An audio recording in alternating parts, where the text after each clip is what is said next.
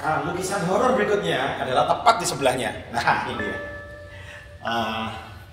Tidak di perkebunan ini ya. Dulu lukisan ini ada di rumah mbah saya, ada di Ngelegok. Ada yang bilang lukisan ini, pernah ngeliat lukisan ini dewinya terbang, yang layang, nggak ngerti. Jujur aja ya, kalau ini memang bikin saya setiap saya berada di depannya ini saya langsung merinding aja, merinding.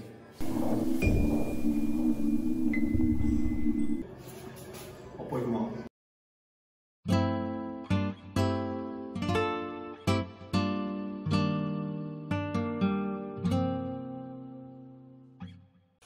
Selamat pagi, Sobat DK. Ngapucino dulu ya, pagi-pagi. Ada satu sisi yang ingin saya expose ke teman-teman. Karanganyar ini sebagai perkebunan tua ya, yang sudah ada sejak 1874. Perkebunan yang dulu dibuka oleh Belanda ya. Selain dari sisi sejarah dan kopinya, tentu saja di mata Indonesia memang tempat-tempat seperti ini memang tidak bisa lepas dari unsur-unsur yang katakanlah mistis ya, atau horor kayak gitu. Selalu aja ada suara-suara seperti itulah yang mengatakan tempat ini serem dengan berbagai aspeknya ya gitu. Nah, ada satu aspek dari perkebunan ini yang sering disoroti juga oleh orang-orang yang berkunjung di sini ya, yaitu tentang keberadaan lukisan-lukisan. Nah, di sini ada banyak lukisan memang, baik yang lukisan yang udah kuno banget sampai lukisan yang agak-agak baru. Tapi memang yang namanya orang Indonesia ya, itu ada beberapa yang menurut mereka dianggap serem gitu ya. Nah, kita nanti akan explore lukisan apa sih yang menurut mereka ini katanya serem gitu ya. Oke, kopi lagi.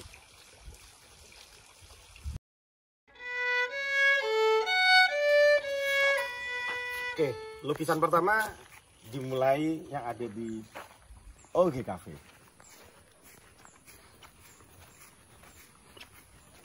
Penampakan pertama.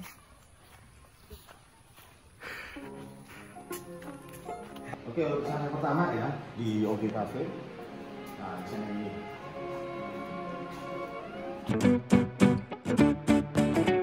Inilah 7 keunikan dari wisata di Karanganyar Blitar. Yang pertama, bangunan zaman kolonial yang masih terawat. Yang kedua, jangan lupa mampir ke kamar Bung Karno ya. Yang ketiga, kita bisa kasih makan burung dara. Yang keempat, kita bisa kirim kartu pos lewat Priven Bus. Yang kelima, kita juga bisa kuliner istimewa loh. Jadi lapar nih. Yang keenam, kopi spesial dari perkebunan sendiri. Waitersnya bule loh. Dan yang terakhir, kita juga bisa berfoto jadul ala noni Belanda. Yang pertama ini adalah lukisan karya dari Ibu Hasim ya, ini lukis nasional. Ini menggambarkan tentang dua wanita yang sedang apa ya, boleh tumo ya, miling-miling buku ya. Karena waktu itu ada satu cerita, waktu itu kita sedang renovasi museum di dalam ya. Nah, pekerja yang ngecat-ngecat di sana itu, waktu itu katanya sedang maghrib gitu ya, sudah suruh. Nah, tiba-tiba mereka kabur, ketakutan ya. Karena katanya mereka ini kakinya ini cuma gerak-gerak ya. Terus juga banyak pengunjung yang merasa takut ya, katanya matanya bisa melihat mengikuti kemana-mana pun kita pergi. Tapi sebetulnya itu kan kadang manusia kalau sudah terlalu mikir yang aneh-aneh gitu kan, itu memang mempengaruhi ya. Orang kalau ketika merasa sudah ada rasa ketakutan di awal, itu otak akan merangsang mereka untuk berpikir yang tidak wajar. Jadi sebetulnya gambar ini kan memang bisa memanipulasi pikiran ya. Dengan bentuk yang agak-agak abstrak ngeblur ini, memang kalau sekilas bisa menciptakan ilusi bergerak-gerak gitu kan. Terus terkait dengan mata yang memandang kemana-mana ya, ini ya di mana-mana ya. Kalau foto atau lukisan itu bola matanya menghadap ke kamera, itu pasti akan menciptakan efek di mana mata itu seolah-olah mengikuti. Coba aja deh lihat di gambar manapun gitu ya. Sekarang kita menuju ke rumah loji ya.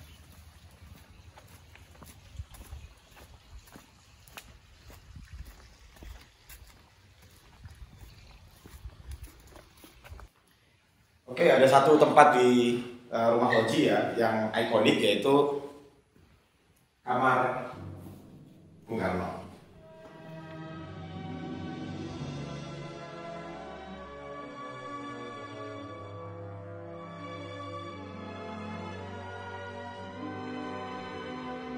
Oke, jadi ini adalah kamar yang kami dedikasikan untuk sang proklamator, karena di tahun 1957 beliau pernah mampir ke sini ya, waktu itu ketika serah terima pengurusan perkebunan ini ke saya, dan beliau beristirahat di kamar ini. Nah, ini adalah lukisan yang ikonik di sini. Saya menamainya lukisan Bung Karno merenung. Namanya sangat banget ya. Tapi sebetulnya ini bukan lukisan tua ya, ini baru ada lukisannya tahun 2011. Jadi pada saat itu ini lukisan ini dibuat dalam rangka memperingati 110 tahun lahirnya Bung Karno. Nah, lukisan ini dibuat oleh Satrioko ya, atau dipanggil Mas Seger ya, orang Blitar yang tinggal di Bali. Nah, ini sebenarnya lukisannya keren banget ya, dari banyak sekali lukisan yang pernah saya lihat tentang Bung Karno. Ini adalah salah satu lukisan Bung Karno yang paling perfect menurut saya, gagah dan ekspresinya pun cukup hidup. Sebetulnya menurut saya nggak ada horor-horornya gitu kan. Tapi entah banyak orang ini yang berfantasi mungkin ya, karena mungkin ketika masuk kamar ini auranya sudah sedemikian rupa yang mempengaruhi pikiran mereka. Jadi mereka melihat itu bayangan yang di belakangnya Bung Karno itu. Tapi ini ternyata bagi sebagian orang katanya menakutkan. Katanya itu, bayangannya itu gerak, bayangannya asli gitu ya. Bahkan dulu pernah ada TikTok yang cukup viral, komentar yang bilang bahwa itu bayangannya muncul hidup gitu kan. Padahal ini ya memang lukisannya memang seperti itu. Tapi ya sekali lagi ya, orang berilusi karena di dalam pikiran mereka sudah terpengaruh oleh hal-hal mistis. Lukisan selanjutnya ada di kamar Eyang. Nah, ini Eyang saya. Tapi yang ini no issues, nggak ada yang pernah takut sama yang ini ya. Nah, ini adalah kamar Eyang ya. Jadi Mbah Kakung, Mbah Putri saya dulu biasa tidur, dan dia bekerja juga. Ini mejanya masih ada semua, masih ada jurnal-jurnal, buku-buku, masih banyak koleksi. Ada satu lukisan yang banyak orang bilang ini bikin merinding ya, tidak lain dan tidak bukan adalah lukisan mbah saya sendiri, Bapak dan Ibu Deni Roshadi. Dulu lukisan ini sebetulnya tidak di perkebunan ini ya. Dulu lukisan ini ada di rumah mbah saya, ada di Ngelegok. Ya, ini lukisan memang lukisan tua ya. Jadi saya ingat pada saat itu di rumah Ngelegok itu kan juga sering dijadikan base camp buat tim PSBI ya. Tim PSBI itu tim sepak bola Blitar, yang kebetulan saya adalah presiden klubnya. Anak-anak pemain PSBI itu katanya sering ketakutan, sering terteror gitu katanya. Ya dasar aja penakut aja mereka semua. Nah, kemudian pada saat tempat ini saya jadikan museum ya, kamar ini saya jadikan juga salah satu ikon ya. Nah, otomatis lukisannya Mbah juga saya pindah ke sini. Ternyata pengunjung-pengunjung juga banyak yang ketakutan gitu kan. Katanya mereka ingat-ingat film horor-horor kayak gitu ya. Padahal ya kalau saya nggak takut ya, kalau saya butuhnya ya. Tapi sekali lagi itu memang ilusi-ilusi atau perasaan-perasaan yang timbul akibat sudah ada persepsi sejak awal ketika memasuki perkebunan ini.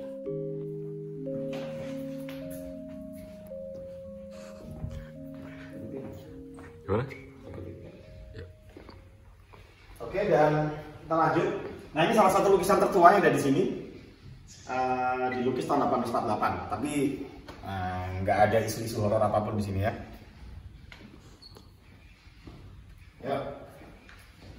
Nah, ini lukisan berikutnya yang akan menarik untuk dibahas ya. Ini, nah kalau ini memang serem sih. Lukisan ini memang memberikan aura yang cukup memedenkan ya. Dia Karanganyar, wisata edukasi lengkap, ada edukasi kopi, mulai dari penanaman sampai ke penyeduhan. Edukasi budaya, di museum sampai belajar gamelan, juga aneka permainan outbound yang asik. Bisa juga belajar bahasa Inggris sama volunteers loh. Kalau udah capek, makan siang dulu ya, Dek. Ini memang lukisan tua ya, kalau dilihat ini pelukisnya adalah namanya Ishak Israel. Ishak Israel adalah pelukis Belanda yang hidup di Hindia Belanda ya pada zaman mungkin di awal abad ke-20. Nah, memang ada cerita menarik di balik lukisan ini. Lukisan ini aslinya bukan milik perkebunan ini ya, jadi saya dikasih teman saya, namanya Tommy. Halo Tommy, makasih atas sumbangan lukisannya. Jadi ceritanya dia bilang bahwa lukisan ini sudah lama, kata dia, meneror keluarganya. Setiap ada keluarga atau tamu yang ada di rumahnya itu merasa ketakutan dengan lukisan ini, sehingga dia memutuskan untuk menyimpannya di gudang. Nah, tapi setelah tahu saya ini juga sama lukisan ini ngeramut ya, akhirnya dia memutuskan untuk menyerahkan lukisannya ke saya. Dan anehnya ya pada saat itu ya, waktu itu kan dia datang sekitar jam 5:30 maghrib ya, bawa lukisan ini. Begitu lukisannya dimasukkan dalam ruangan, ini langsung lampu mati. Pet kembali. Lampunya langsung mati semua listriknya. Ya itu kebetulan atau tidak ya. Tapi itu langsung merinding juga sih kita. Dan memang ada teman indigo yang mengatakan bahwa lukisan ini sebaiknya jangan ditaruh di tempat umum seperti ini karena membawa pengaruh jahat, katanya seperti itu. Tapi ya saya sih nggak percaya. Jadi ini serem tapi cakep untuk ditaruh di rumah loji. Jadi suasananya kayak ini ya, kayak di kalau pernah tahu film Silent Hill gitu ya. Ini kayak kita tiba-tiba ketika switch ke dunia alternatif seperti itu. Memang lukisannya berbau horor ya. Nah, lukisan horor berikutnya adalah tepat di sebelahnya. Nah, ini ya. Saya kalau nyebut lukisan Chucky kayak boneka setan ya, tapi ya bukan Chucky. Tapi sebetulnya ini bukan lukisan kuno. Ini lukisan tahun 2006, karya pelukis lokal namanya Mas Jarum ya. Nah, tapi walaupun ini bukan lukisan kuno, saya senang dengan lukisan ini. Cuma memang ada cerita-cerita, ada pengunjung yang bilang bahwa anaknya ini lari lompat keluar dari lukisan terus lari-lari gitu kan. Dulu keponakan saya masih kecil juga bilang bahwa dia bisa melihat anak ini lari-lari di Bangsal Pendopo itu. Ya, benar atau enggak ya walau ya. Saya sering bercanda ke tamu-tamu di sini bahwa lukisan ini bisa nari-nari asal kita mainin lagu yang tepat ini. Misalnya lagunya kayak gini nih.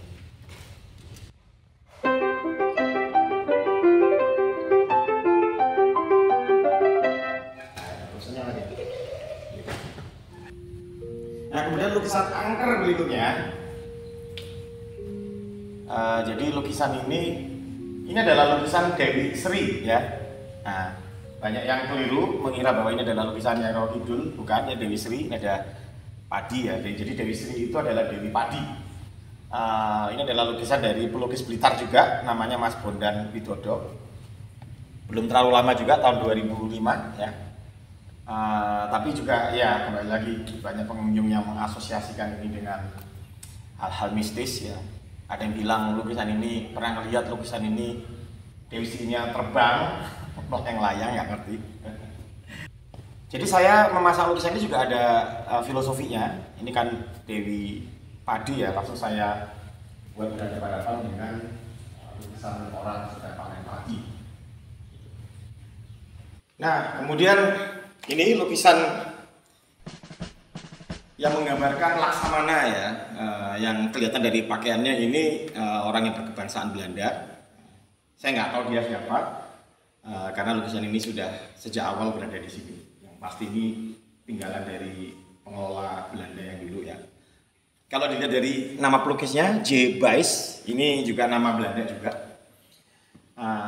tapi ya seperti biasa orang-orang juga banyak bikin cerita ya. Mereka ketika melihat lukisan ini ada yang mengaku bahwa ini jari-jarinya bergerak, katanya seperti itu. Persis seperti cerita yang di lukisan kafe tadi.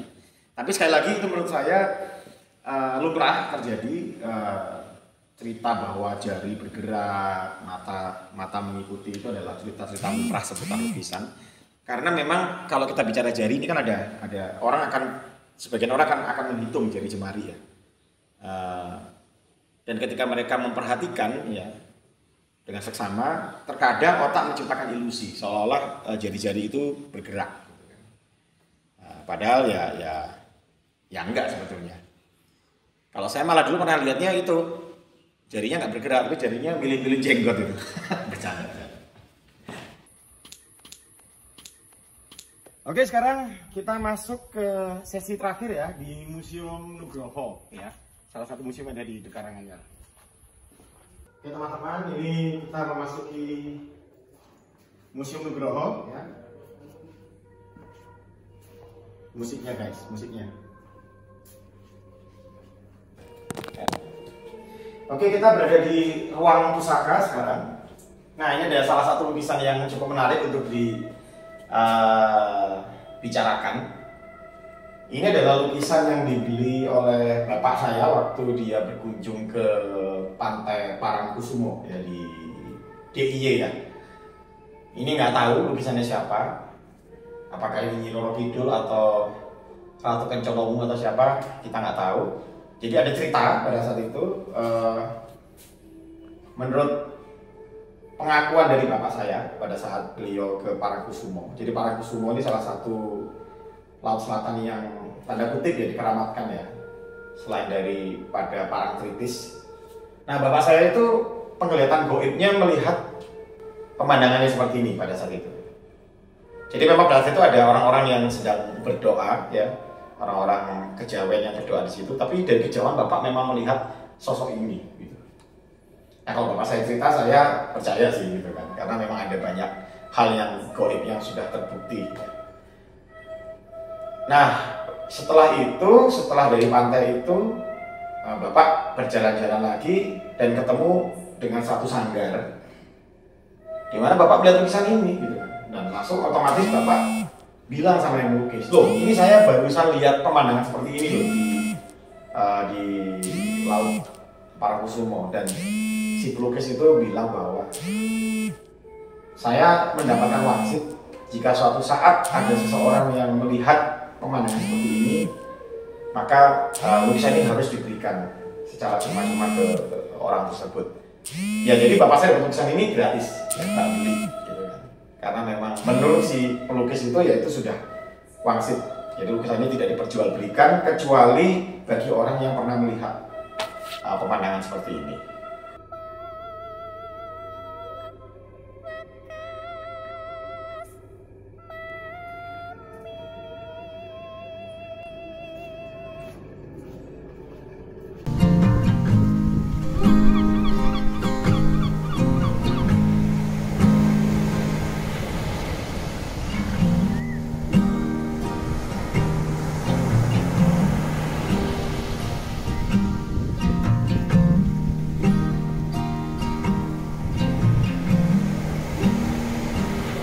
The Karanganyar Coffee.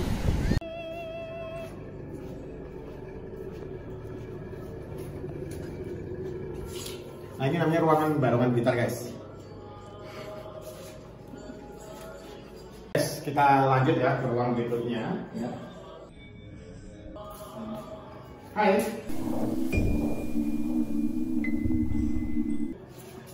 Apa itu mau?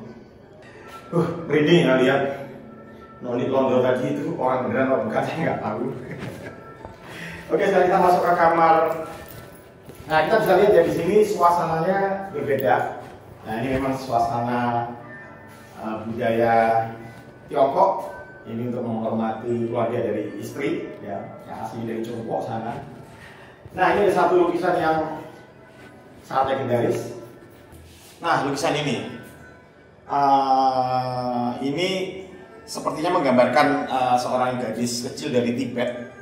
Dulu kita belinya di China memang, dan saya diberitahukan bahwa ini adalah lukisan dari seorang anak dari pelukisnya ya.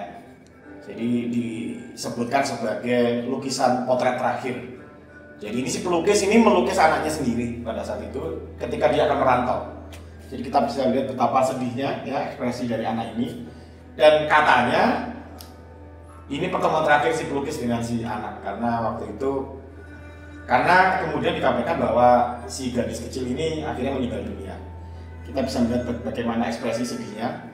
Dan jujur aja ya, kalau ini memang bikin saya setiap saya berada di depannya ini saya langsung merinding aja, merinding. Memang ya entah ini mistik atau tidak, tapi yang jelas ini memang ekspresinya memang sangat hidup, sangat sedih. Jadi ya memang ini lukisan yang punya energi kesedihan. Sayang sekali ya, agak di sini sebenarnya cantik. Baiklah, demikian tur kita hari ini untuk melihat lukisan-lukisan yang kata sebagian orang disebut sebagai lukisan mistis. Jadi teman-teman yang suka dengan benda seni atau lukisan-lukisan bisa mampir ya ke The Karanganyar untuk berkunjung ke museum-museum kami. Dan harapan saya ke depan teman-teman dalam melihat benda-benda seni lebih bisa melihatnya dalam perspektif estetik ya, ketimbang menonjolkan mistis-mistisnya seperti itu. Karena kata Tan Malaka, Bapak Konseptor Republik Indonesia, mengatakan bahwa bangsa ini akan susah maju apabila logika masyarakatnya masih dominan logika mistik.